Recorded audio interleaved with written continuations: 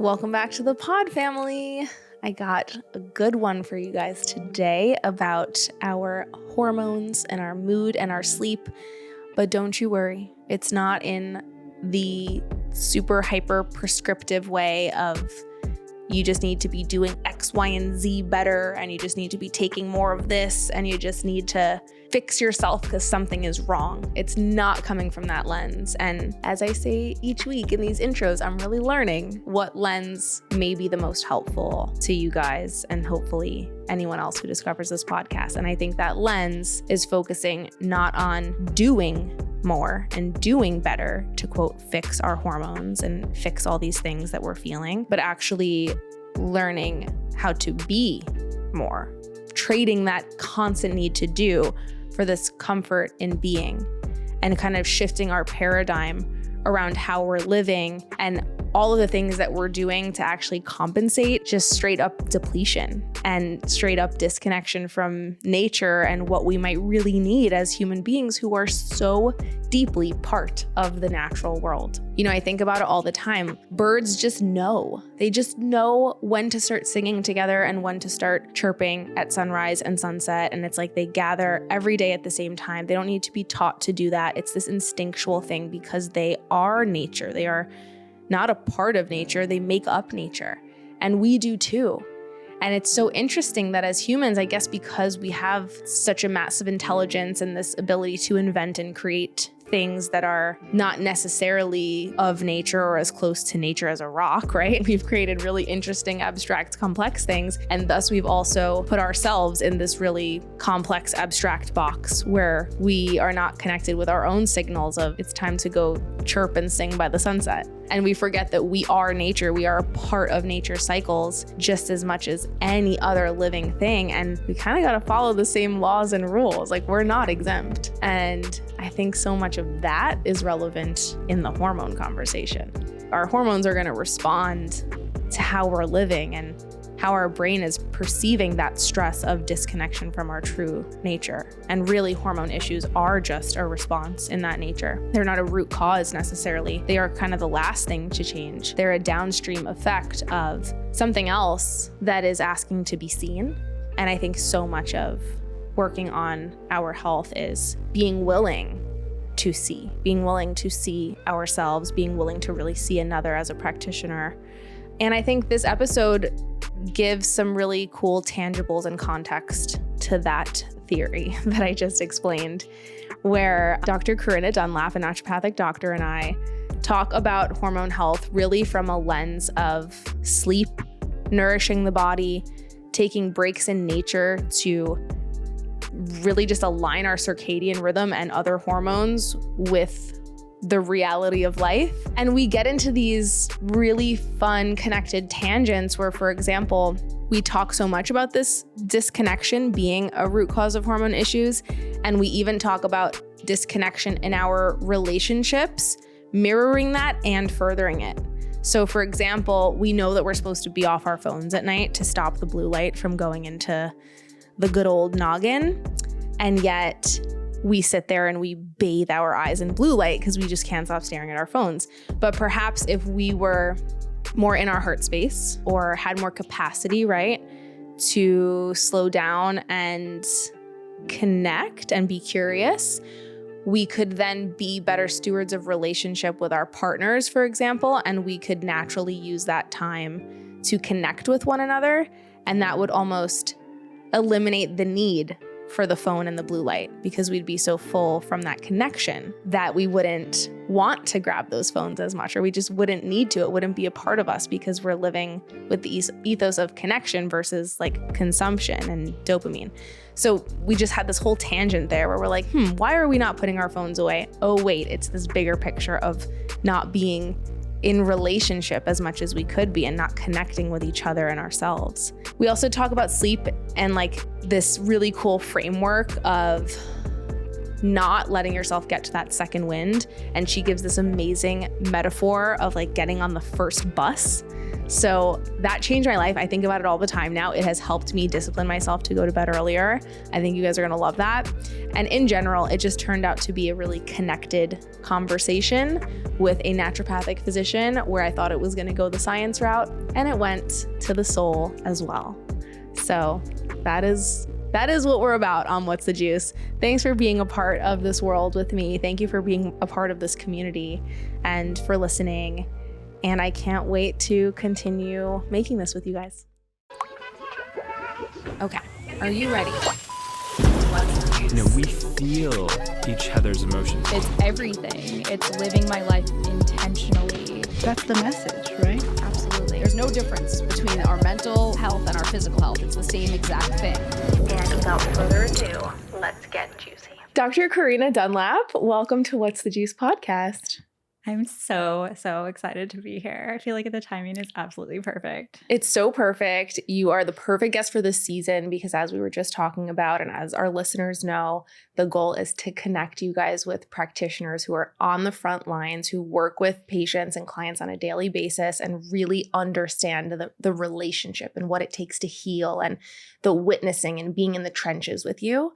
And you don't even really do that many podcasts because you're working with clients so often. It's been it's literally in the trenches with my patient care. And it's been what I love and what I'm super passionate about. How long have you been a naturopathic doctor? 10 years now. Wow. Yeah. Did you always specialize in hormones? So my training started in women's health and hormones, and then there's some gastro that came in there as well. But I'm a researcher too, so I got a research degree during my naturopathic training. I think I felt like I needed that in a way at the beginning I wanted to dive deep into different topics. So as a way for me to dive deep, to understand the literature, to be able to pull out the things I thought would be helpful. And when you're early in your practice, it's really helpful to be able to say, this is evidence-based, let's try this, let's start here. And so that knowledge is really helpful. As you move along in your practice, you start to build that knowing that brings in the clinical pearls that you see, things that really truly help people, and bringing that together. And so now less of the research aspects come out, although I'm doing research all the time still, a bit more of that clinical expertise from just being with my patients and seeing their progress, helping them navigate. This dichotomy between the evidence and the research and the lived practitioner experience is something that's quite fascinating to me, because we sort of have these camps in the functional medicine world, especially on the internet, where there's one camp that's almost practicing functional medicine a bit more allopathically, where if it's not evidence-based, if there's not multiple meta-analyses and double-blind clinical trials to say that XYZ is validated, they won't touch it and think it's pseudoscience, even if it's something that's in a traditional medicine system framework that has been utilized for thousands of years. And that's not balanced to me. Right. And then there's the other side where we can't just rely on anecdotal, well, this worked for me, it's going to work for this person too.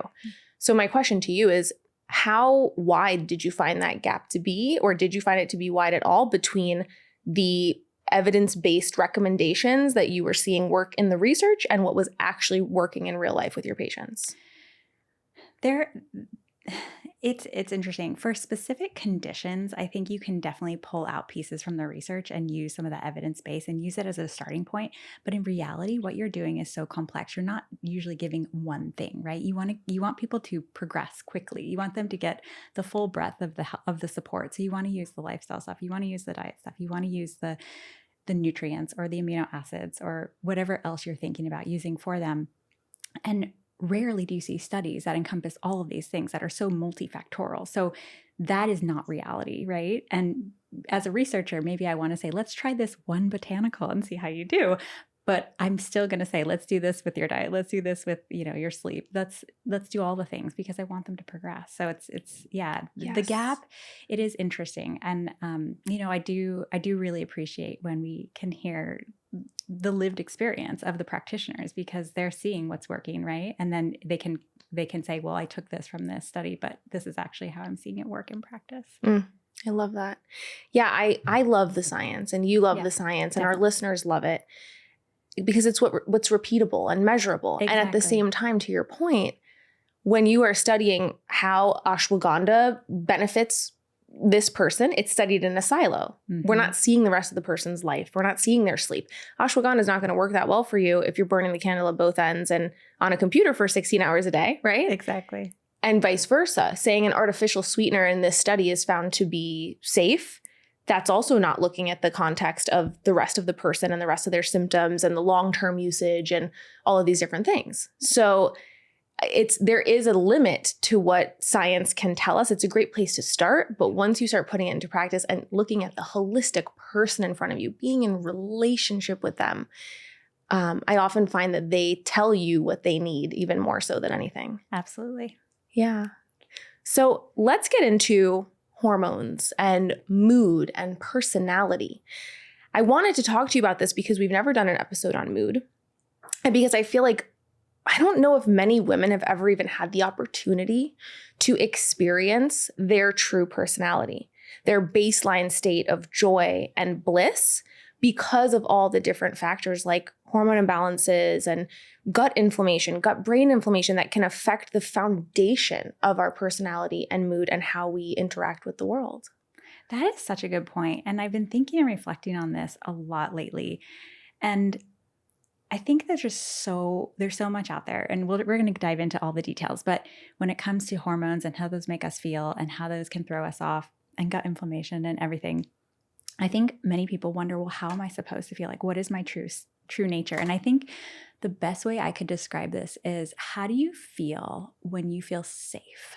What does that feel like in your body? Because truly, when we find that perfect homeostasis, it is a feeling of safety in our bodies, and it feels that way in our souls and our spirits. So how does that kind of safe, or even like almost like a tinge of elated, like that kind of like safety in the sense of I'm being held or I'm holding myself. What does that feel like? And who is that person that you are in that kind of moment? It's interesting because so often the tools that one would use to cultivate this sense of safety, which is really the solution ultimately to so many of our hormonal issues, would not necessarily be a supplement or a diet change, right? Exactly. Yeah, it's so much in the way we live. Yeah, I think about like the tiers of that. There's what we take, what we do, and then also what we think. And so like those kind of the layers.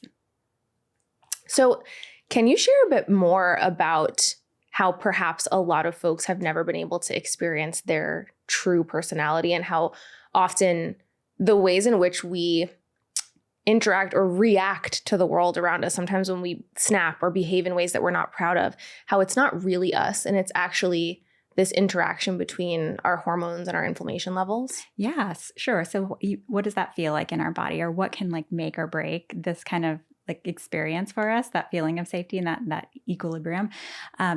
I would say some of those experiences we might have, for example, like blood sugar imbalances. How does that feel in your body? So people really can relate to that feeling of being hangry, right? What does that feel like? That feels really irritable. That feels like you're jittery, like you're just going to kind of fly off the handle, right? So that's a blood sugar imbalance feeling. What might it feel like if our hormones are either high or low? And those hormones that I'm talking about, really mainly the sex hormones like estrogen, progesterone, testosterone, being high or low. And we can go into those details, but we might feel more moody. We might feel more tired. We might feel more sluggish. We might feel happy. We might feel anxious. And so we'll go into the details on that. But what might gut inflammation feel like? And that's a really interesting one. Well, inflammation, if we think about what inflammation is, we can break it down into these cytokines, or these inflammatory cytokines, which are basically signaling proteins that can make it, like IL-1, IL-6, TNF alpha. They can make us actually feel very anxious. So if you've ever been in a lot of pain from maybe an accident, or you are healing from some sort of injury or illness, or maybe, you just had like a sunburn, for example, you might feel also really anxious because there's a lot of inflammation, and that those IL-6 particularly makes us feel anxious. So that's how inflammation can feel in our body. And then there's this really interesting kind of sticky, intertwined relationship between fatigue and depression, or dysthymia, which is not quite depression, but it's more like feeling blue. And there can be so many layers to what's underneath that. But when I have somebody who's sitting down with me telling me they've been feeling blue, they've been feeling not quite themselves and just kind of don't have the energy, I'm really trying to peel it back from three layers. So what about their lifestyle? Like, how is the quality of sleep? Are they getting enough movement? So those basics. But then we can really look at, like, are they getting enough nutrients? What are their nutrients like? What are their labs telling us? What is their thyroid doing? Thyroid can influence that so much. Many people who have hypothyroidism will also feel very, very blue, dysthymic, depressed. It also might be from low B12 or iron. Iron deficiency is ubiquitous among so many women. Like, it's so, especially for those who are cycling every month, you're losing a ton of blood, you're losing a ton of iron, and that can make us feel all fatigued, but also blue and depressed. And then lastly, there's also infections, like Lyme, or there's a whole host of infections that can make us feel fatigued. And so there's so many layers to that, but it's like a sticky intertwine. So yeah, there can be many, many reasons that we get thrown off of what is our true nature, our true personality, our true kind of equilibrium, our true being, and how to read that and how to know, like, this actually is not me, how to see yourself more as, like, more objectively, like, oh, I'm just having an experience here. This isn't who I am. This is an experience of what my body is going through. This is a physiologic experience. And it's actually helpful once you start to see those signals and you're like, oh, I'm not just really irritable right now. I'm actually just hungry and I'm just going to eat and I feel way better. And then once you're able to really take that, look at yourself from more that objective standpoint, it's so helpful. I think that's so beautiful. And it's, again, going back to what you said, that knowing of who am I when I'm safe? What do I feel like when I'm in the presence of someone who makes me feel completely safe? Or when I'm by myself, if my own presence is something that makes me feel completely safe? Am I silly? Am I really juicy and things just kind of roll off my back and I can just be like, oh, that's whatever. I'm not being snappy. I'm just flowing with life. Am I creative? Am I all these things? That's really the core of who you are. It's grounding yourself in that. And then likewise, it's understanding that, to your point, exactly your words, that's who I am. But right now I'm having this experience of anxiety. I'm having this experience of irritability, of depression, of dysthymia. And that is where working with a practitioner to get to the root cause of what's driving any of those things or multiple of those things at a time can help you to feel less shame around, this is just who I am, or this is something I have. This is something that's happening to my body, and there's a reason that we can dig into. And I think it's fascinating how you mentioned inflammatory cytokines, for example, like IL-6, because we have some interesting research showing that, for example, like you said, recovering from an illness, for example, when your body has a virus, let's say a respiratory virus, of course, our immune system is going to react with elevated inflammatory cytokines to mount an immune inflammatory response. Necessarily, we need it. Yeah. And then, as a result of those IL-6, perhaps inflammatory cytokines being elevated in the acute immune response, that does interesting things to our brain. I've seen studies that it actually makes us more antisocial as an evolutionary mechanism to protect us from spreading illness. I think that's one example of how nature is almost driving us to be a little bit more withdrawn socially, or be a little bit more down or sad, or conserve our energy, actually, which is almost what depression can feel like or can present as in your actions when you are inflamed or when you are experiencing a hormone imbalance. Right. And then we might start to say, oh, what's wrong with me? Oh, there's something wrong with me. And really start to identify with that experience of, I need to be withdrawn, so therefore I'm depressed, so therefore I'm not whatever, and start to really judge ourselves. Whereas, like, we can say, like, my body's recovering, I just need the rest. I'm going to be great. I'm going to be fine on the other side. And maybe it's easier to say my body's recovering when we're getting over a cold. Right. But maybe it's not as easy to say that when we're recovering from working a lot 3 days in a row, and we have the voice of productivity and worth and identity in our minds saying, you don't need to recover, you just need to go harder. Yeah, right. Oh my goodness, exactly. So can you break down those hormones for us? Estrogen, progesterone, testosterone, and what it might look like when any one of these are high or low. Yeah. And really all of these I think about as like the Goldilocks hormones. We don't want them to be too high, too low. We want them to be just right in the middle. Estrogen, when estrogen's high, we might feel more moody. We might feel more irritable. We might feel a little bit more swollen. We might more easily hold on to water weight, for example, and that might not feel good for us. And that can raise a little bit more of like that cytokine experience. So we might feel a little bit more anxious. Low estrogen, on the flip side, can make us feel very fatigued. It can drive our mucous membranes and does a whole bunch of things when our mucous membranes dries up. It can make us feel a little bit less mental acuity, a little slower.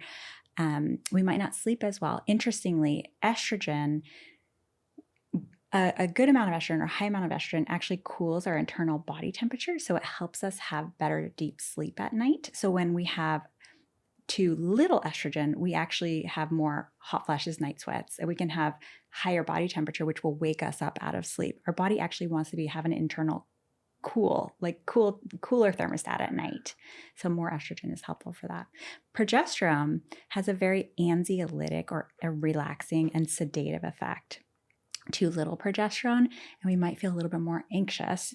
So having some progesterone on board is really nice. And you can feel when you have a good, healthy amount, you have enough progesterone in your second half of your cycle, for example, it feels like, okay, I might feel a little bit more withdrawn, a little bit more relaxed. I might be a little bit more tired, or even a little bit like more, not like you don't want to go out or necessarily socialize as much, but it's also it can be calming. Whereas if we don't have enough, if we didn't ovulate, for example, we might feel a lot more anxious in that second half of our cycle.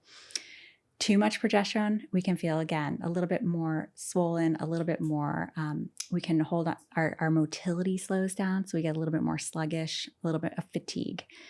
Testosterone, too little testosterone, fatigue, for example, comes up. Low libido, too much testosterone, angry, irritable. Often people will feel that. And then cortisol, we can talk about cortisol too.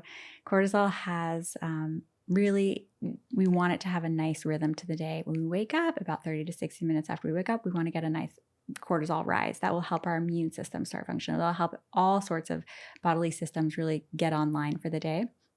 And then we want it to taper off. And towards the evening, we want it to be nice and low. We want that cortisol remain low through the night so that we can have that nice rise in the morning.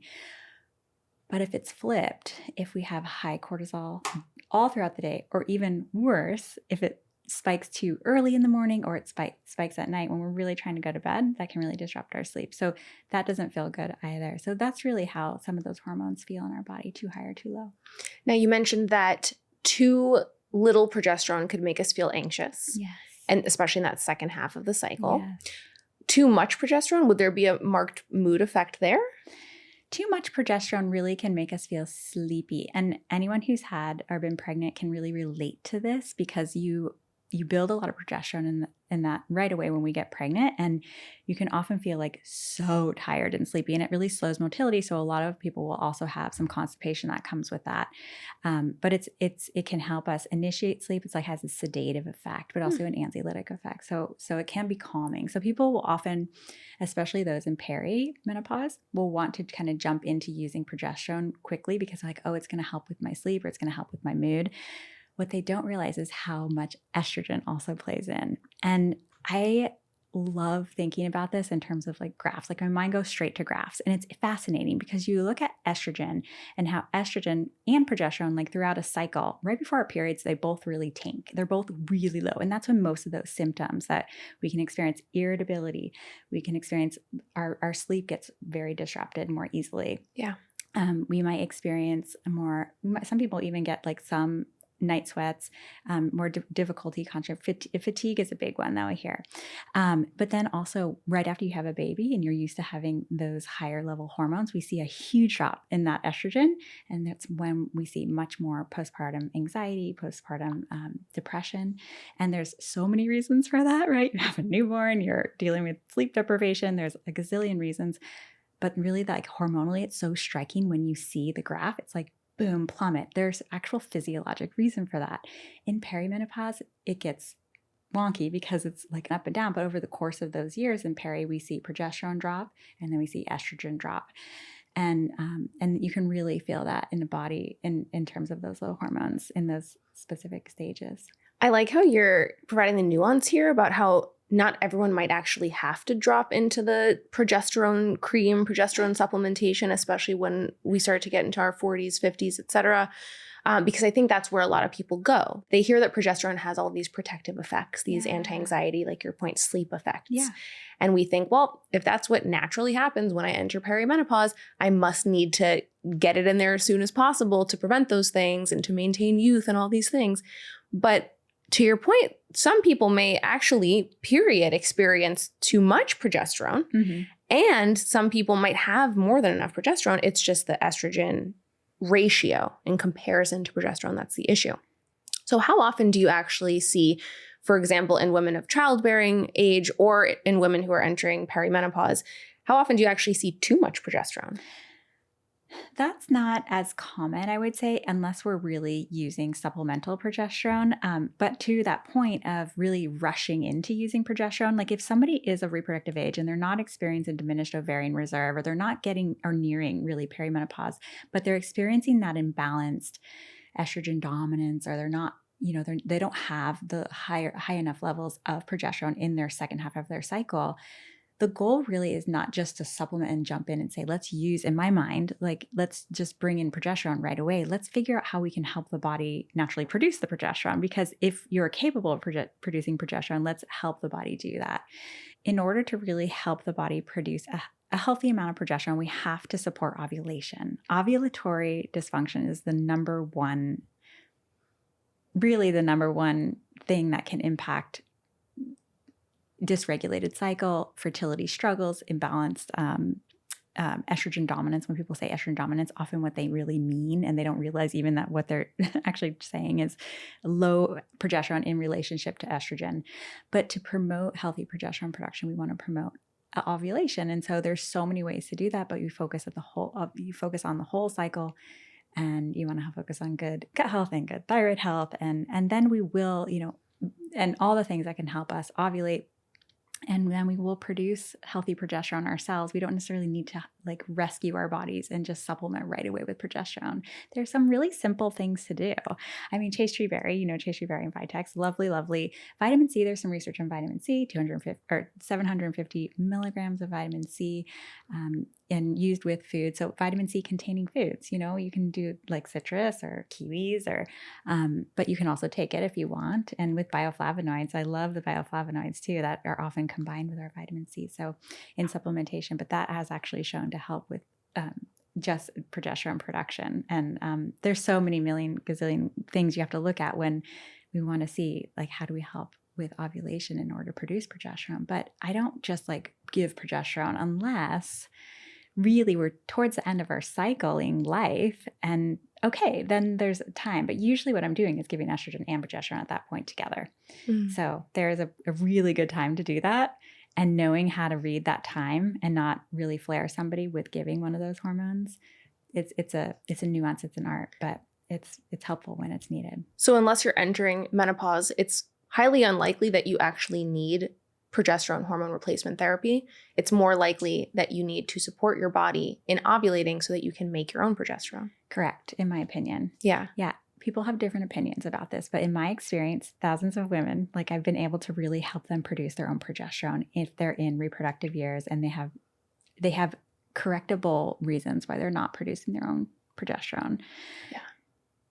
There are certain cases when women have had multiple recurrent pregnancy loss. There's research on recurrent pregnancy loss and the use of progesterone in those cases. And I do not hesitate whatsoever to use progesterone in those cases. So if somebody's had a miscarriage or there might be a threatened miscarriage, something like that, we do use progesterone. And that can be quite helpful. Is that often through progesterone suppositories? Yeah, exactly. Vaginal. Yeah. Why is it so helpful to utilize the progesterone vaginally? I don't actually know. Maybe it's an absorption kind of thing. It might be, yeah. And but yeah, I'm really cautious with. I don't use oral. Vaginal is the way to go. It's what a lot of endocrine and a lot of reproductive endocrinologists will be using. I work really closely with Boston IVF, for example. Vaginal progesterone, unless they've gone through IVF cycles or something like that. That's great to know. So before I ask you the big question, which is coming, I just want to clarify. When you talk about using vitamin C in order to support our progesterone levels, since there are not really that many nutrients that directly influence or can increase our progesterone levels, it's more lifestyle based. But I know vitamin C and B6 are two. Are we wanting to focus on vitamin C rich foods in the first half of our cycle before ovulating in order to improve our progesterone, or throughout the whole cycle? I think throughout the whole cycle, but really in that first half of the cycle. But here's the thing.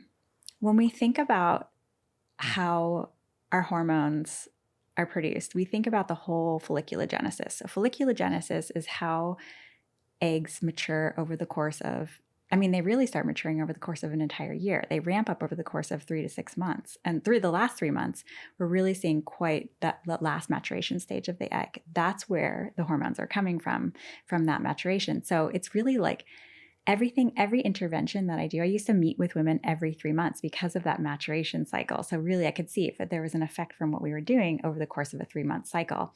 In IVF research, a lot of IVF research, we see the time points at baseline and at 3 months, because if we're giving something like melatonin, we want to see how that's going to affect the entire folliculogenesis over 3 months. So that's often, so it's really, yes, beginning of cycle, end of cycle, all cycle long, but really 3 months. Like, let's see how it goes for multiple months at a time.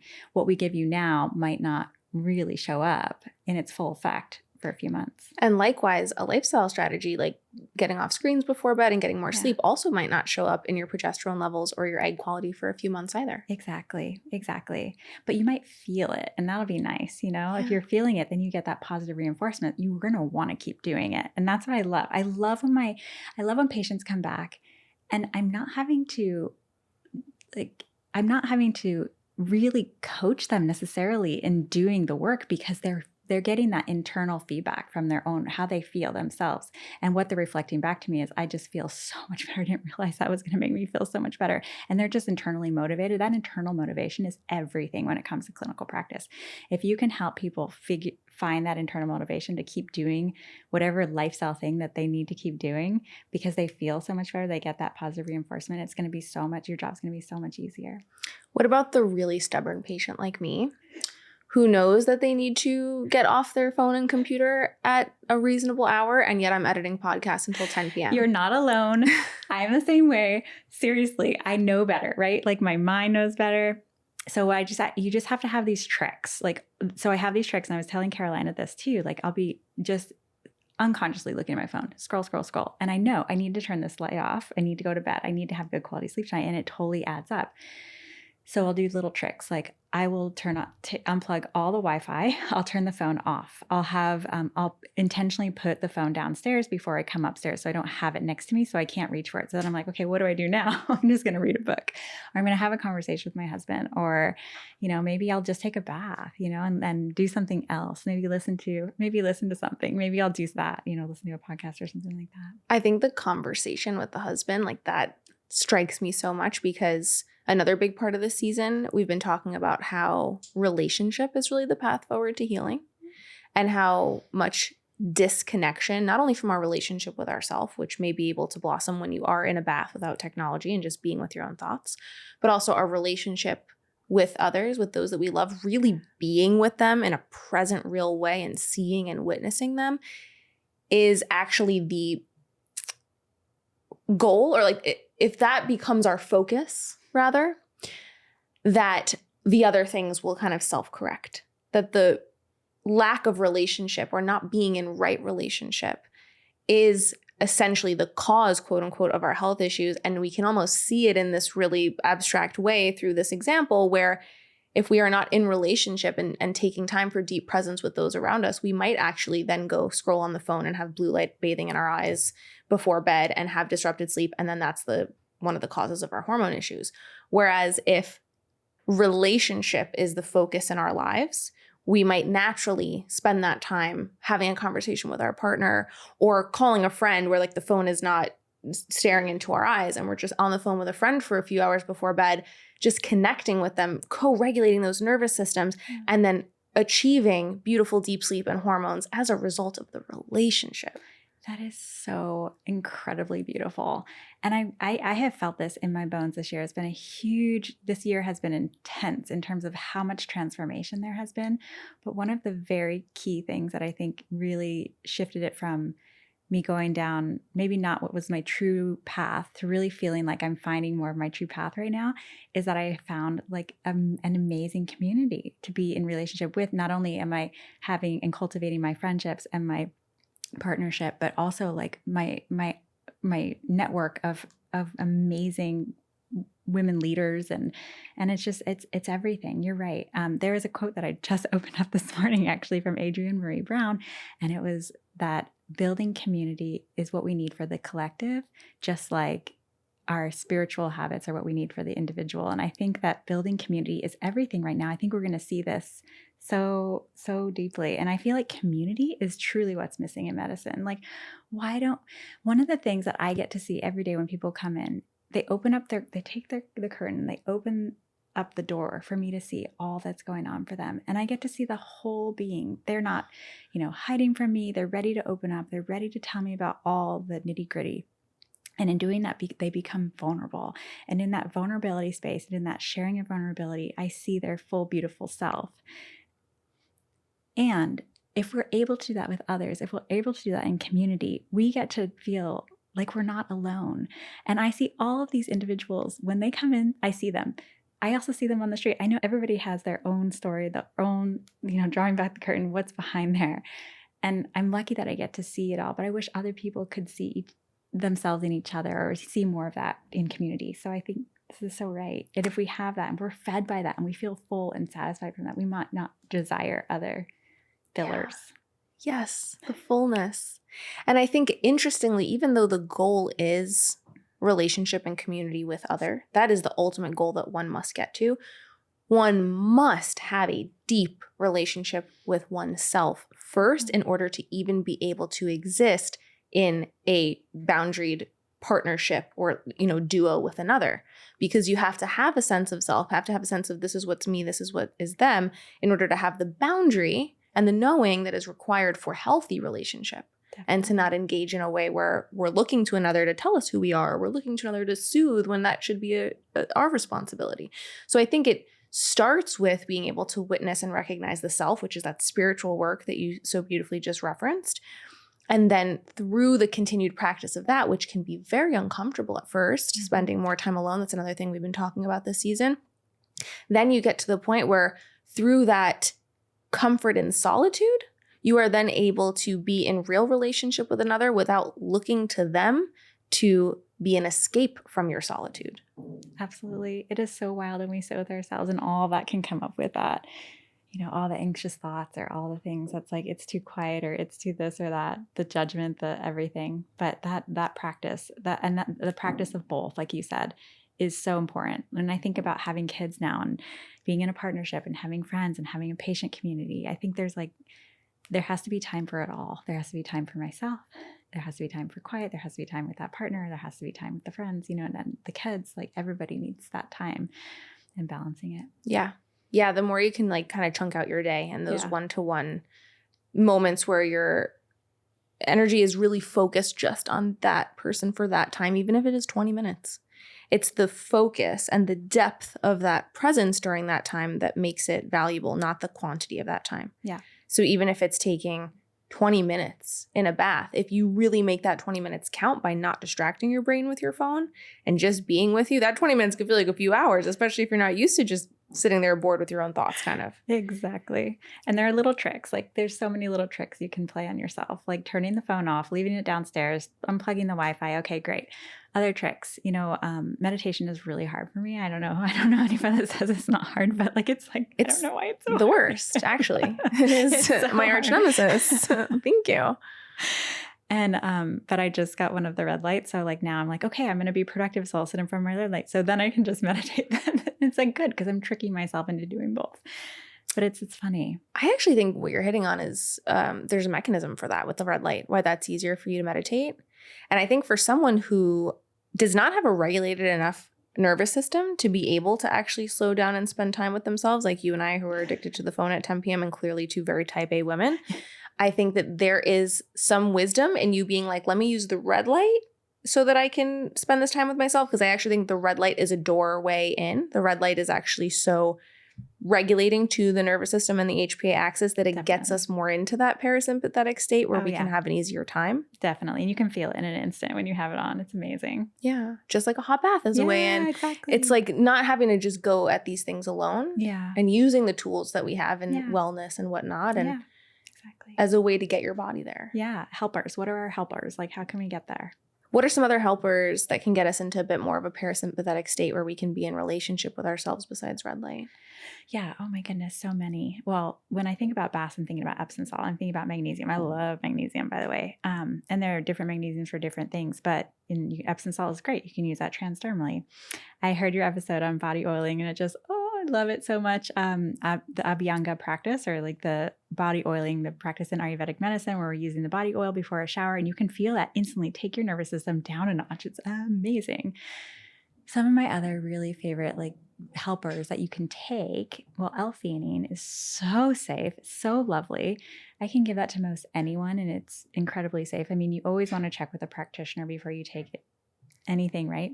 You know, I love ashwagandha, love it. It's great because it does help us entirely reset our whole circadian rhythm. So, and like you said, though, if we're taking a helper, let it help us. Like ask for the help and receive the help.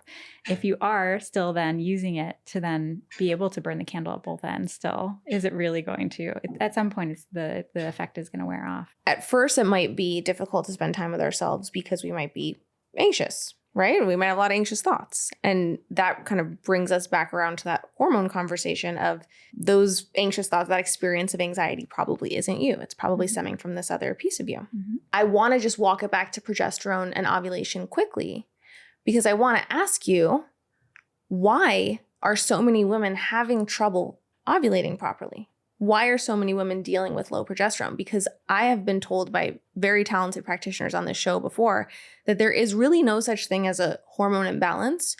Your hormones are doing what your brain is telling them to do. Right. Yes, that can be very confusing. So ovulatory dysfunction, or something that keeps us from ovulating in a regular way, is I break it down into two bits. Ovulatory dysfunction can be a result of us having fewer eggs. So it can be a result of like premature ovarian insufficiency or diminished ovarian reserve. It can also be a result of anything that might disrupt that cycle. So the thyroid is a master regulator when it comes to ovulation. Many people are confused by that. And I want to bring it to that. I want to talk about thyroid for a minute because it's so incredibly important. Low thyroid will lower our dopamine, which then increases our prolactin in the pituitary. An elevated prolactin will suppress our ovulation, and suppressing the ovulation, we can still have regular cycles and not ovulate. About 10 to 15% of the time that can occur, but we can also see elongated cycles or cycles that are too frequent or too numerous and too short. But that thyroid is hugely important, is so important in the regulation of our cycles. But other things can also interfere with ovulation: blood sugar and dysregulation of the blood sugar, high androgens and testosterone. There is, if we have actually a mass growing in the pituitary, we see prolactinoma, for example, that can influence and suppress the ovulation. So there are a lot of reasons, but one of the things that I will say in clinic to my patients is that when we're in a state of chronic stress, our body does not feel entirely safe to do certain things, digest our foods really well, and reproduce.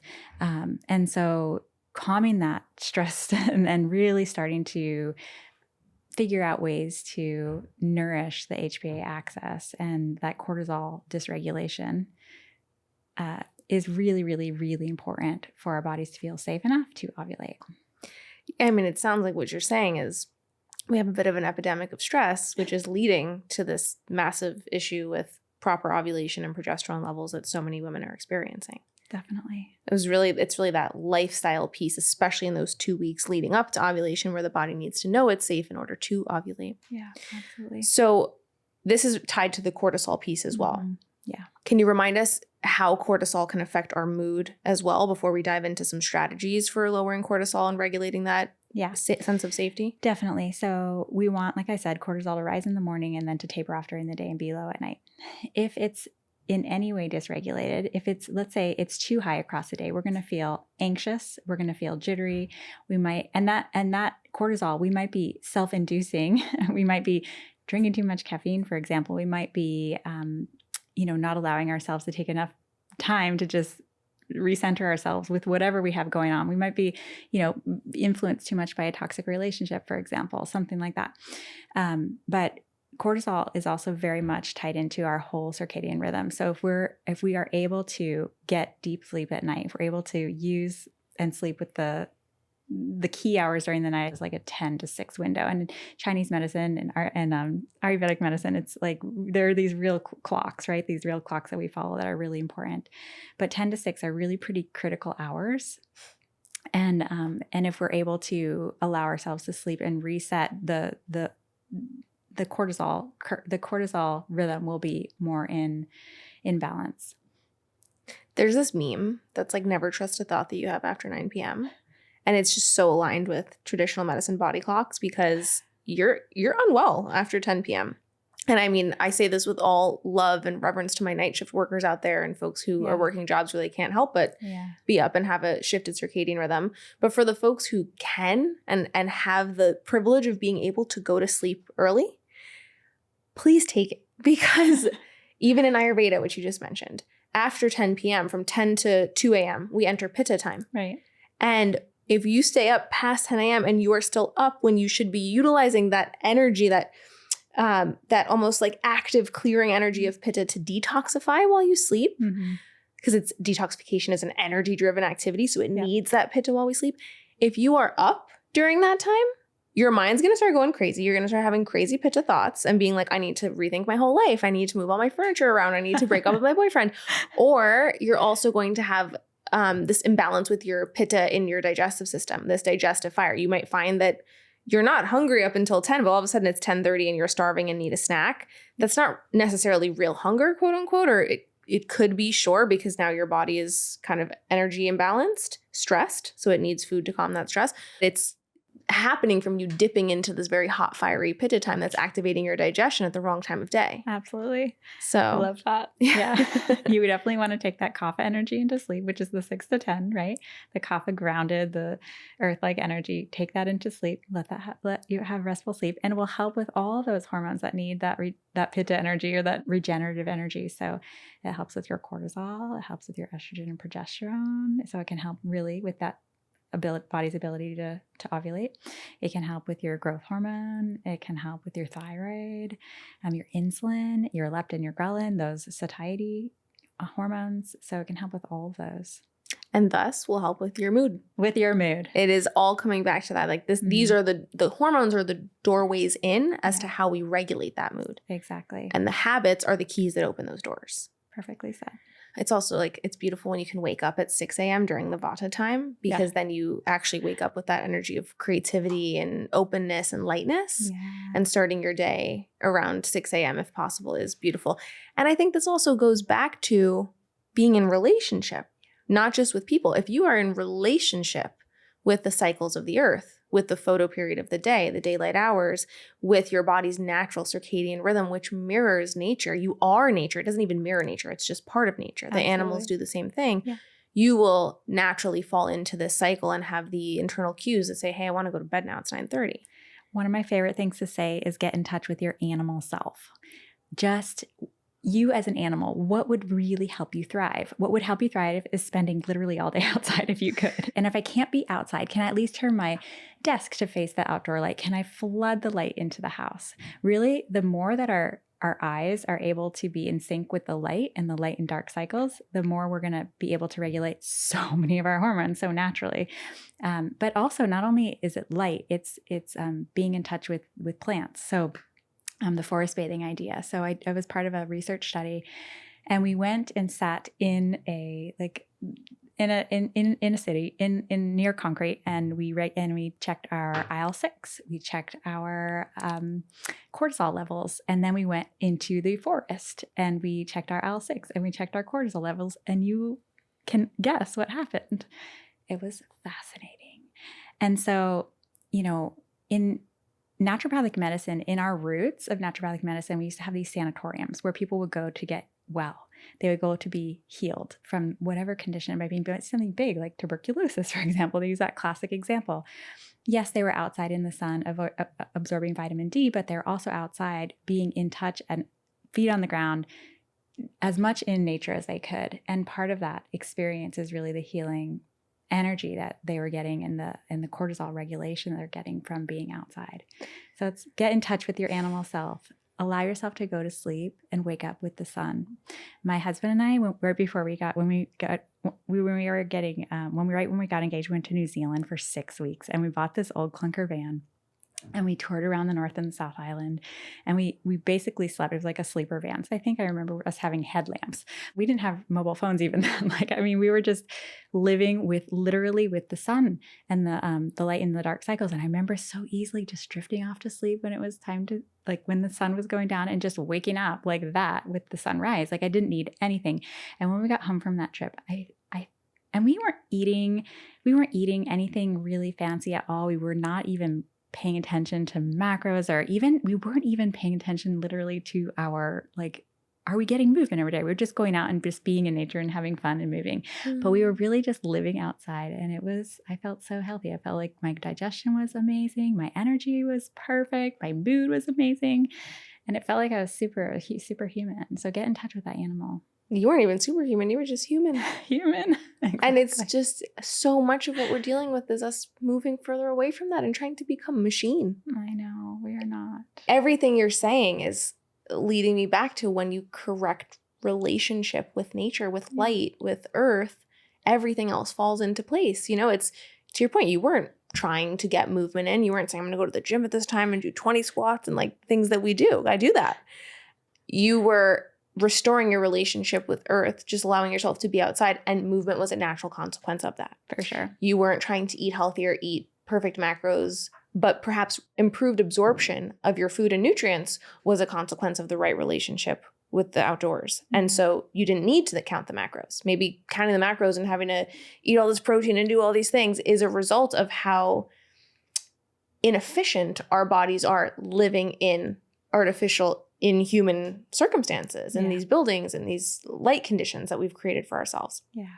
So how much of this cortisol dysregulation, to your point, where if you're saying in these studies, as soon as you just put your body in a forest, just pick the human up, put them in the right environment, things regulate, it's getting back to that relationship. And what you touched on earlier is you're saying that something as simple as opening a window so that you're working facing actual light that's not through a glass screen can correct your hormones, like your cortisol, and thus your mood.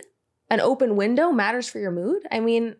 It's simple, but it's also groundbreaking. It is. And what's wild is these things might just seem so simple, but now there's actually research to show it too, which is really fun. So coming back to that conversation, we know in our bodies, we know in our knowing that this has a huge effect on our being. We know how we feel. We know that sense of safety, how that feels in our being. But then we get this reflection back. Oh yeah, it actually does show up in the research. Oh, well, it's not surprising at all. It's that trust. It's that knowing. I know you guys listening out there feel so much better in the summer, and you look better too. And it's not just the tan. It's that you're actually spending more of those hours outside. And I think you're right. I have seen this 1,000-hour challenge. Yeah. Check it out. Because I know this woman who lives in Texas, in a colder part of Texas, and she has been showing how she's taking her child outside every day for multiple hours.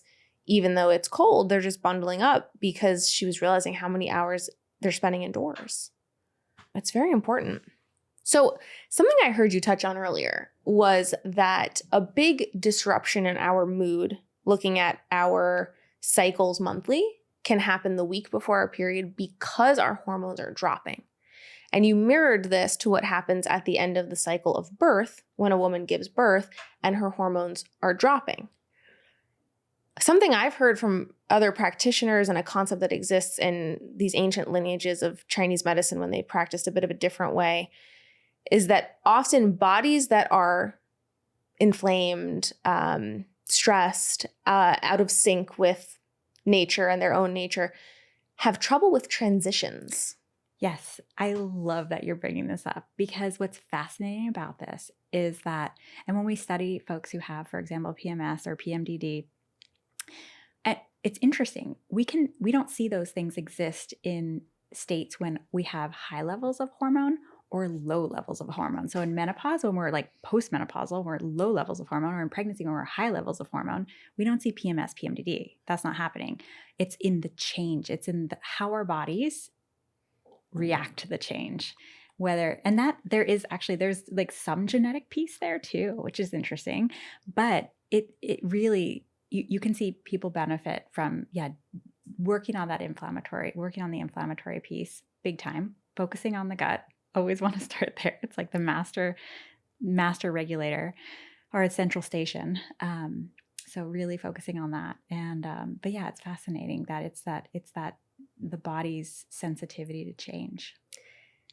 It's such an important point because, as you just said, a state of high or low hormones is not a problem inherently.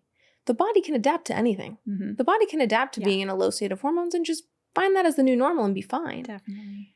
But often our bodies, in the state of chronic illness in our current world, are having this trouble with periods of transition where hormones are dropping and things are changing. And the philosophical side of me that's feeling like preaching today is almost wanting to connect this back to, again, our disconnection from nature, because nature's inherent design is change, is constant destruction, is constant volatility and entropy and death and rebirth and creation. And there's impermanence in nature. Yeah. And yet, perhaps because we're so disconnected from that inherent truth of our being, we are resistant to change because we think we can control everything. We think we can create these boxes where there's no bugs and no sunlight and the temperature is perfect and we don't have to experience as much change. Yeah, that is beautiful. I'm like in a preachy mood today. My dear friend will say this. She's an artist, and she'll say, how can you put yourself in the conditions that really support you? How can you put yourself in those conditions that support your best self, your creative self, your highest spiritual self? Like, what are those conditions? What do you desire? And what comes up for you, for example? What would be that? What would be your answer? Definitely out in natural light. Yeah. That's number one for me. It's like having natural light, being in a place where there's windows or I'm outside. And I guess my other condition for my most creative self is music. That's what comes to mind. I love that. Yeah. I love that. There's music all over nature too. I think you're right. It's like, anyway, whatever feels right for you is right. But just, what are those conditions that would really make you feel the best? And so figuring out how to make that happen. In your clinical experience, as you've noticed this pattern of women especially having trouble with transitions hormonally, even life stage wise, it's transitions are hard. Very much. What are some ways that you've strengthened the bodies of people who have trouble with transitions hormonally and beyond? Yeah. I like to think about, lifestyle, diet, and then our helpers, what we can take. So when it comes to lifestyle stuff, we're always thinking about the light. So we definitely, just to make it simple for yourself to get out for a morning walk, if you can, at least 15, 20 minutes. If it's cloudy, longer, 30, 45, if you can. If you can't, face the light, open the windows, flood your home with light, put your desk to face the light, get your eyes in the light somehow, take your eyes off the screen and just look outside for a minute. Take a little bit break that way. And then at the end of the day, turning off that computer screen if you can, or just turning off the phone and unplugging the Wi-Fi and putting your phone and hiding it from yourself so that you can do that actual activity so that you're really getting in touch with light. So lifestyle-wise, movement, hugely important for the regulation of our cortisol, but it can be taken in extremes, or it can be done too little. Like if we're doing too little and we're too sedentary, that's not going to be helpful. What if we're overdoing it? That can really disrupt the HPA axis. Again, the body's like, oh gosh, I have to conserve here. I have to preserve, especially if we're underfeeding ourselves, or undernourishing ourselves. And that can lead to ovulatory dysfunction. It can lead to periods stopping altogether. So movement, our diet, and what's in our diet. So the proteins, the fats, the fiber, love, choosing our carbohydrates wisely. They don't have to be avoided. Just choose them wisely, and then our micronutrients. So lots and lots of variety, lots and lots of color, as much color as possible, challenges with color, challenges with variety, 30 to 40 different types of plant fibers per week is a nice challenge to do. And then what we're taking. So things that I love that can be helpful would be like our omegas. So omegas are EPA, really helpful for mood, our DHA, really helpful for inflammation.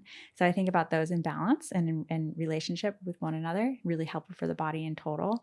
So yeah, so what kind of yummy fun thing or yummy like thing can we do at night or in the morning? But at night, is it like some sort of ritual that you might want to have, whether that's having a cup of tea? Oh my gosh, I love chamomile, and chamomile is so good for the gut. It has apigenin. We know that is really lovely. It has anti-inflammatory effects. It has anxiolytic effects. Love, love, love that flavonoid. And so really, really safe too. Like breastfeeding mamas can drink, chamomile tea at night. But L-theanine we know is a great one too. Not necessarily for breastfeeding mamas. I'm not recommending that, but it's a very, very good one if we're going to take something. But then, just having some, and then magnesium. Oh my gosh, I can never say enough about magnesium. Just love it for our hormones. Glycinate, really, really easy on the gut, so it doesn't upset or create too much hypermotility for people who have a sensitive tummy or tend to be more hypermodal. And then I love threonate for our brain, and that it actually crosses the blood-brain barrier. So that there are a lot of different uses of different types of magnesium, but those are some of my favorites. What are some mindset shifts that the person who's having trouble with transitions or having trouble with their hormones period or their cortisol levels can make to help them feel more connected to the world around them and also reframe some of their stress a bit? Yeah, I think it all can feel very incredibly overwhelming. I mean, let's just be honest, like this conversation, we're trying to boil it down into some really like juicy and understandable bits, but hormones are super complicated, and no wonder people are so overwhelmed when they think hormone balances. I'm having hormone balances, what does that mean and how does that feel? But if we can and take a few pieces and a few nuggets there, like maybe we decrease our consumption of stimulants, that could be really helpful in grounding. Like what can actually ground us? What can help us feel more grounded and not so jittery? Eating regular meals throughout a day. Love recommending that. Like, are we skipping meals? Are we trying to intermittent fast, but just using that term to like skip meals to do that, eating balance, moving our bodies, trying to have healthy boundaries around the timing of our sleep, really, really allowing ourselves to have that go to bed time be really a go to bed time and not a time to push past that first, sleepy bus and go into the more awake cortisol rush that we can get afterwards. Push past that first sleepy Yes. bus. You got to hop on the bus. Hop on the bus. And this is what I tell my kids. There's an early bus and a late bus. You got to catch the early bus because that is going to make you feel so good the next day. And they love it. And they're like, is it my early bus? Is my early bus here yet? Is it here? And they're 9 and 7. That's so cute. And we talk about this all the time. And it's like, your bus is here right now. See how sleepy you're feeling? And all of us have it, even as adults, and we don't even realize this, but you'll get tired. You might get tired at like 8. What's happening? The pineal gland is starting to produce that melatonin. It's your natural melatonin, especially if you got outside that day. If you had a day outside of the beach, even if you were covered, you'll feel that way more. It's like 8 o'clock. Ooh, I could get into my PJs, get in my bed and just go right to sleep. But what happens is we're like, no, I need to stay up. I need to socialize. I need to get whatever I need to get done. And then people stay up and do all the things. But really, can we go to bed with that early bus? It feels so good. You know how good it feels when you go to bed that early and you wake up the next day? You are freaking you're unstoppable. You feel like you are. I'm apparently also 7 because the sleeping bus metaphor is really working on me as well. And that is how I'm going to trick myself. I think that's like one of the most valuable takeaways we've ever had on this podcast because people who listen to the show know what they're supposed to do. I'm looking at you right now. Me and you know that we're not supposed to be on that computer till 11 p.m., okay? But why are we not doing it? Because sometimes we don't have the mindset reframes or the tools or some of these fun metaphors that actually resonate with us or resonate with the inner child that's actually rebelling past their bedtime. Maybe sometimes we got to speak to the inner child to get us to enact some of these lifestyle changes. And that metaphor is so beautiful and helpful. Oh, good. I'm so glad. Yeah. Yeah, we want to be superhumans. We want to be strong. We want to be able to do all those things we love. So you keep talking about sleep, right? We're getting on the sleepy bus. We're trying to get deep sleep, have boundaries around our sleep. And obviously this plays into our larger conversation around how optimized sleep optimizes our hormones, optimize our mood. Yeah. I once had a teacher who told me that preparing for sleep starts the minute you wake up. So could you walk us through some daytime strategies for sleep that happen from the morning and from our habits, as well as some immediate pre-bed winding down strategies that can both optimize our sleep? Sure. So like we were talking about, the circadian rhythm, our pineal gland in our brain is very, very sensitive to light. So one of the things we start right away when we wake up is wanting to get our eyes into light. We want that melatonin to burn off. We want that nice cortisol rise. We want that to help our immune system. We want that to help our hormonal system. If we, for example, so we get outside, get ourselves in light. Okay, yay, we did that. What if we get hungry or it's time for us to break our fast and we don't eat? What happens then? Well, our blood sugar is going to rise. We might feel a little bit jittery, might feel more anxious. Let's say we push to lunch or noon and we kind of push past that. Or maybe we even had coffee or some sort of stimulant and just not had breakfast at all. We're going to feel a lot more jittery, a lot more anxious. So already we're starting to get out of sync in our terms of our cortisol. We're kind of pushing it. We're burning that candle a little bit more. We're going to have less available for maybe tomorrow then, or it's going to be dysfunctional for that night's sleep. Let's then think about our movement for the day. So if we're feeling anxious, especially people really relate to this, right? If they feel anxious, they go out for a walk, they do some sort of movement, whatever it is. Even if you've had a poor night's sleep, there's actually cool research on this. Poor night's sleep from the night before, even doing something like weight training the next day can really help with your sleep that next night. It can really help repair tissue, even if you've had a poor night's sleep. It's lovely. But I just like to say, people who are not moving very much, let's just get movement in. Let's talk about less about exercise and more about movement. Just what do you like to do? But certainly I have very specific ways too that are quite helpful. So move your body during the day. And eat in a pattern that your body feels some safety, it's getting what it needs. It's getting what it needs to thrive and survive and live. And then when you get towards the night, not eating too close to bed is actually really helpful for our cortisol. And it's really helpful for our bodies getting that cue to start to wind down. And then trying to turn the lights down. Some people are even just have candles lit at night. That's literally, I'm becoming that lady with the blue blockers on and the candles all around. I'm living in the 1700s as Dave Asprey's cousin. I love it. So yeah, really dimming the lights. And it's so fun when you have kids who you're putting to bed. It's like my kids, when they go to bed and I'm laying down with them, I'm crashing out too. I'm exhausted. It's my time, my bedtime too. And a lot of times I'll just let myself go to bed then. Not all the time, though, I wish.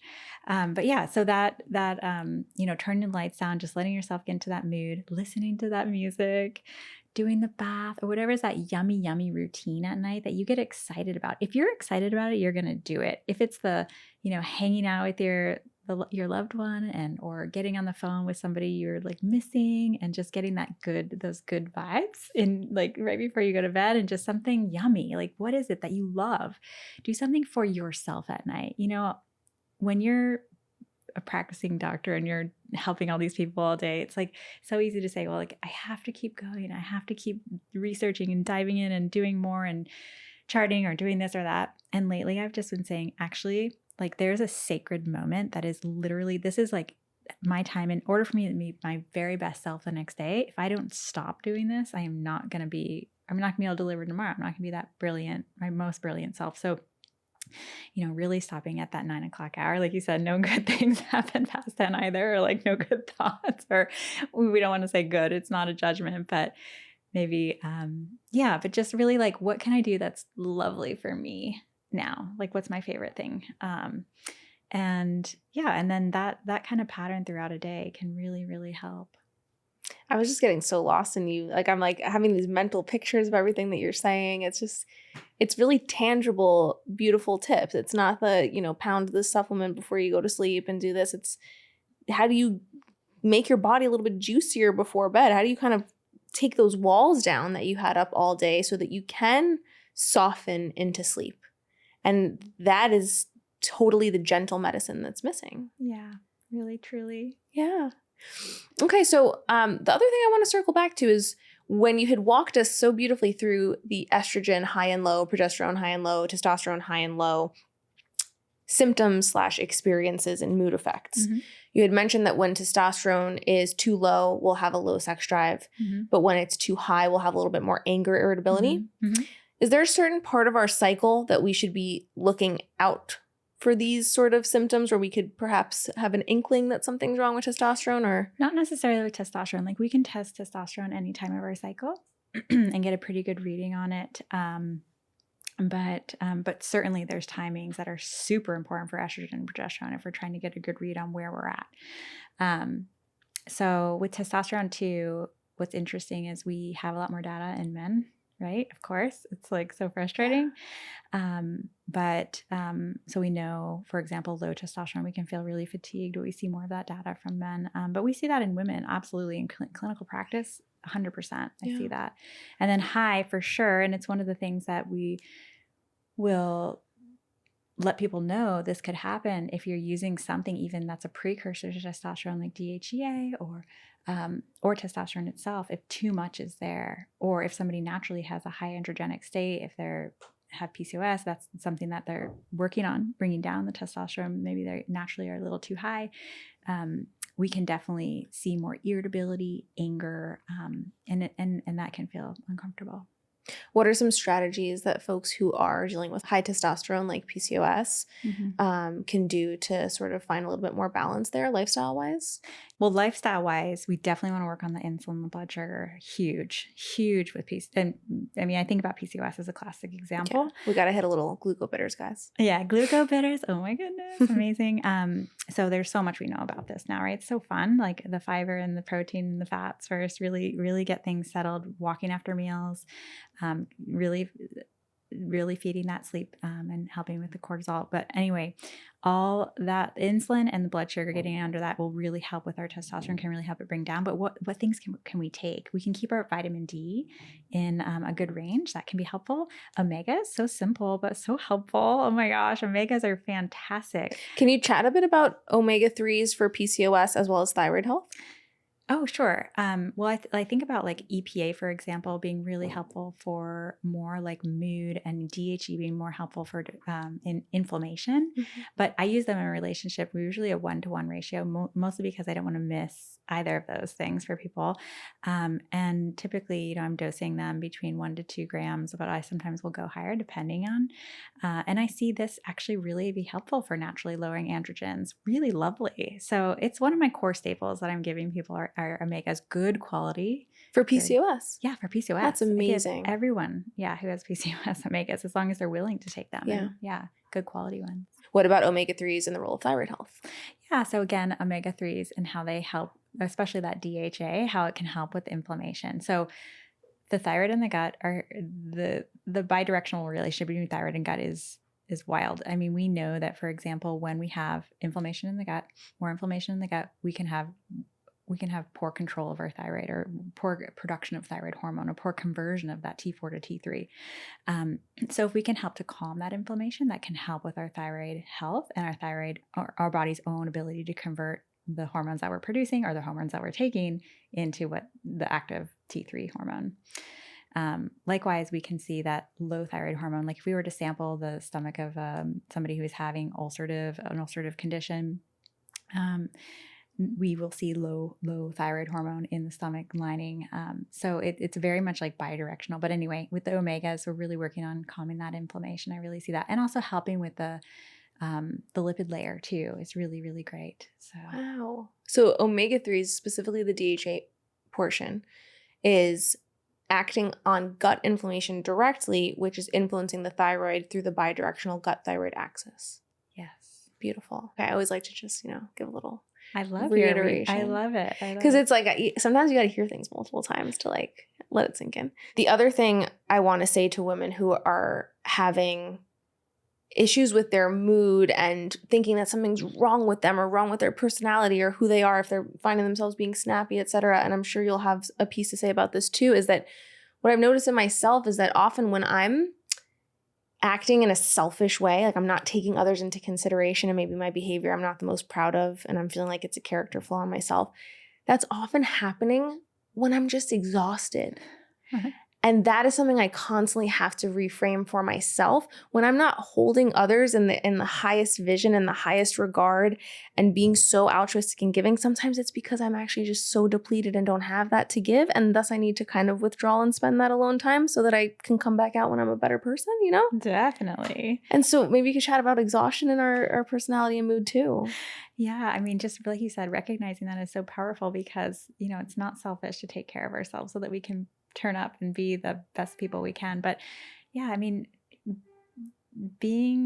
having that fatigue can really be confusing. And like I said, it's like this sticky intertwine. Earlier I was saying there's a sticky intertwine between feeling fatigued and feeling dysthymic or feeling depression. And depression can feel so sticky in general for so many women that come in. And it's like, I'm depressed or I'm dysthymic, so I just don't have any inspiration. I don't feel like I'm inspiring as a person. I don't feel like I have anything that's like lifting me up, or I'm not dreaming about anything I'm passionate about, or there's something wrong with me. And then there's like this cycle of judgment.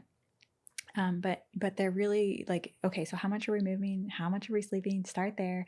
And you know, is our thyroid off? Is our micronutrients off? Let's get some testing done. Let's see what our B12 is doing. Let's see what our iron's doing. Are there any infections underneath that, like the deeper layer? Maybe there's some metals, you know, I mean, what is certainly, you know, I'm somebody who experienced mercury poisoning at one point in my life, and that felt horrible. So you were the Mad Hatter in real life. I worked in a sushi restaurant. I ate the fish every single night, and I was eating tuna like crazy, and just it was wild. So I did that experiment myself, and then had to chelate. But anyway, did it affect your mood? Oh, for sure. I was very tired. I started losing my hair, and then I had a thyroid issue, which I think I gave to myself through that experience. But yeah, it was wild. But yeah, anyway, it can feel like it can be such a sticky, is this me or is this my hormones, you know? And I just think go back to that place of what do I feel like when I'm being held or I'm in my safe place with my safe people, when I'm feeling safe, you know, what does that feel like? And in those conditions and in those places, that's you know, that's like your soul being bright. And, you know, who are you in those moments? But not like, yeah, if you're exhausted, it's going to feel really, really hard to show up as your best self. Yeah. Beautifully said. So because we're sitting with an incredible practitioner right now, and we have the honor of picking your brain for some of these real time examples of how all of these things can be put into practice and what that would look like to work with you, can you give us an example, a case study of a patient who had some really severe sleep and maybe mood issues and was a tough nut to crack, and what eventually was the thing that helped them? Yeah.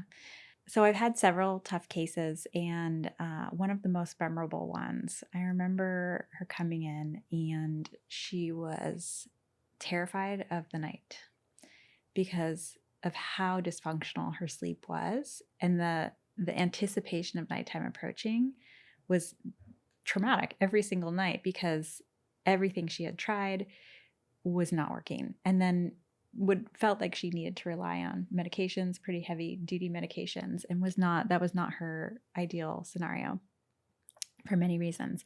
So we started to peel back all of the things for her, you know, what was going on with her nutrients, what was going on with her thyroid, what was going on during the day with her eating patterns. And we tried many things at first, really just focused on the nighttime helpers, like, you know, we'll use L-theanine or phosphatidylserine for her. She had a quite high cortisol at night, so phosphatidylserine was perfect for her. A lot of like those nervine botanicals, super helpful. Passiflora, used ashwagandha. We were doing valerian. We tried it all. We've tried it all. But you know, it's interesting. We made some progress, but it wasn't until we really were able to address like her morning and going back to that morning routine.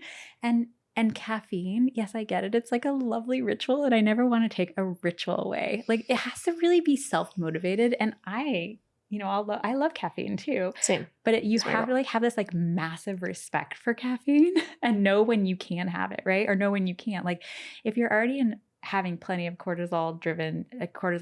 cortisol driven day in your work week, like for me, that is just, it's not going to help me as much. But anyway, until we addressed her stimulant habits and then her eating pattern throughout the day, that was when we really were able to make change for her. And she was able to go off all the medications, and she was able to have a really small little blend of things that she loved to do at night and take. But her sleep did repair. And once she started to get that internal feedback of, I can sleep, and her brain felt, okay, I can be safe at night. And then she was able to find a new balance for herself. So that was really, really cool. But it was layers and layers. That's so validating for folks who experience insomnia because there really does develop this severe fear. It's traumatizing to not be able to sleep. It is. It is terrifying. And Yeah. there can be this wild relationship with sleep and nighttime in the dark that develops. So that's Yeah. just such a beautiful case of hope. And maybe you have one more regarding sleep or even regarding mood in general. Yes, I have a recent case actually, and it's an interesting case. And a younger girl came in to see me who had been put on massive antipsychotics, antidepressants, and was really her life had been threatened, self-threat. She had moments of trying to end her life. And her parents brought her in, and they said, we just don't know what else to do. We've tried all the medications. We've done everything. What do we do? And we really did break it down into the very basic things for her. What was going on with her nutrients? Like she was regularly bleeding, regularly period, definitely iron deficient. Okay, we've got to correct that. It was so simple. That piece was so simple. What was going on with her eating? Okay, we have got to focus on making sure you get not only quality food, clean food, the right balance of your proteins and your fats and your fiber and your carbohydrates, and not just like energy drinks all day long. And then of course you're not feeling well. Like your cortisol rhythm is so off from that. So her stimulant habit was really quite high. And so we started to peel back layer by layer, and she is completely off of all medications. She has like a thriving spiritual practice. She is the most glowing person. She'll come in and she's just bouncing off the walls, full of energy. And like to see her turnaround just by focusing on some of these like seemingly so basic but so critically important pieces. What do you think were like the top 3 things for her specifically?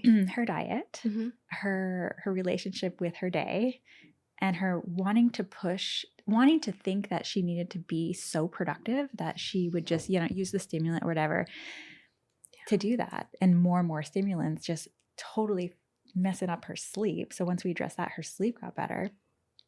And then, so really diet, and then nutrients, and then movement, like how she was using movement throughout her day. And once we were able to like peel away some of the medications too, which really weren't helping her feel better either. Yeah. And she started to notice who she really was, and she started to see that person shine through. And then she saw like, I'm actually like, my life is really valuable. I'm really like, this is going to be good. I have dreams again. And when you see people have those massive transformations, your work is important and you got to keep doing it. But also just like not to give up, I think that's the most important end of the day thing that I tell people all the time, every day. Don't give up. If you haven't found a solution, keep trying to find one. Keep talking different things. Keep listening to podcasts. Like keep doing your own self-study. You are your own best health advocate, and you have to be in a lot of ways these days. And just keep trying to find solutions. Every day is a new day. We all have to keep trying. We just do our best to keep trying. Giving a sermon for us at the end of this. It always happens. I swear. Your body feels that the episode is ending, and like there's something that comes, like a message that needs to get out, just comes through. Amazing. It happens. It's a phenomenon. That's helpful. I'm obsessed.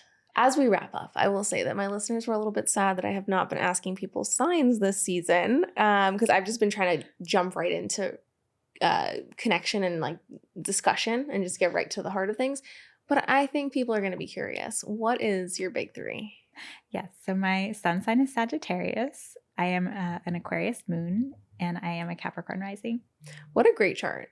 That's like a powerhouse chart. Also like a little bit of dreamer in there, the Aquarius, like the softness. Definitely. Okay. Amazing. So please tell us how we can work with you, and how we can find your beautiful work online. So working with my clinic is how to work with me, because I'm, when my patient panel gets full, I do open it up once in a while when I can to new patients. But my clinic is how I'm getting my work out there into the world. So working with my clinic called Naturopathic by Design. You can find us online. And definitely we are always looking for ways to reach a wider audience right now.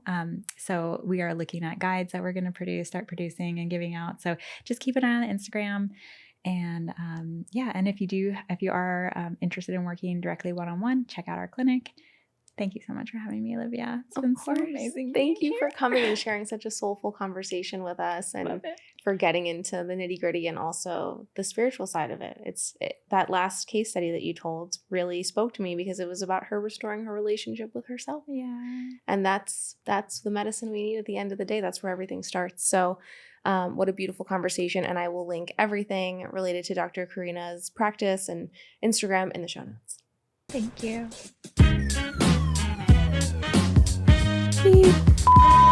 Wasn't that great?